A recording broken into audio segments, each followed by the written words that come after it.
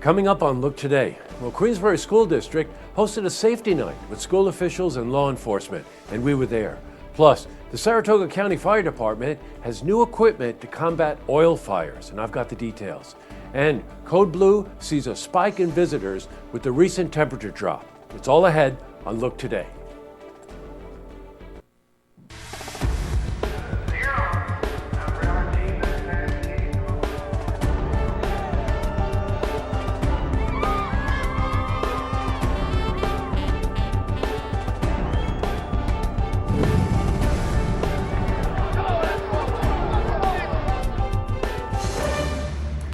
Welcome everyone, I'm Jay Hood Jackson, and this is Look Today. Well, in tonight's program, I sit down with Holly Hammond. She's the chair of MLK Day. It's a planning committee for Martin Luther King's holiday coming up. And she's going to tell us about upcoming events to bring the community together in honor of Dr. Martin Luther King. And we talk with Walt Lender. He's the executive director of the Lake George Association. He updates us on plans to keep invasive species out of the lake. Plus, we've got your weather for the Tri-North counties. But first, we've got these headline stories. In our lead story, Queensbury School District held a safety night on Tuesday to discuss new plans. School officials and local police officers combined forces to host a meeting about how they are tackling safety issues. Protocols were revisited in the school district after 20-year-old Peter Brault was accused of threatening mass murder at a local elementary school. Now, parents of children grades K through 5 listened at the meeting as officials discussed what their plans are. Lieutenant Steve Stockdale of the Warren County Sheriff's Department spoke to us about how this sets an example for other schools in our region. I really hope that this project serves an example to other area school districts and municipal buildings that there are some really good, viable options for addressing security concerns for the employees and the general public. Addressing security is seriously important these days. Well, changing from news to weather. It was frosty outside, so let's see how the rest of the week is shaping up. For the latest, we're going to head to the Glens Falls Weather Center for a look at your first forecast. Back to the news.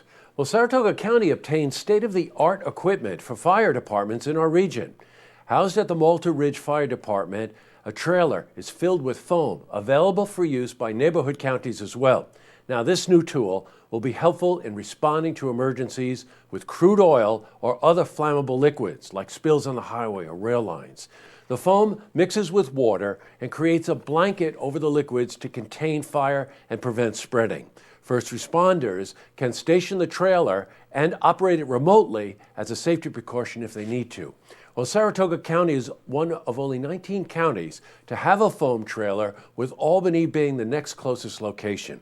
The equipment is conveniently mobile for sharing between regions. Local fire departments will begin training on this new material later this month. Well, in other news, Code Blue shelters have seen a dramatic increase in visitors over the past few days. A sudden drop in temperatures brought 12 people to the Glens Falls Code Blue Monday night into Tuesday morning. Many of these visitors were new overnight guests seeking a warm place to sleep.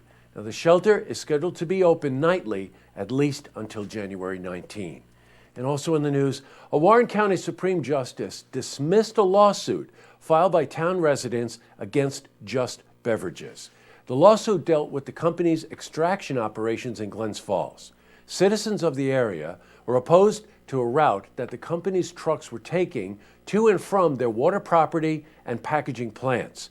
They were also concerned with the impact of extracting water from the town.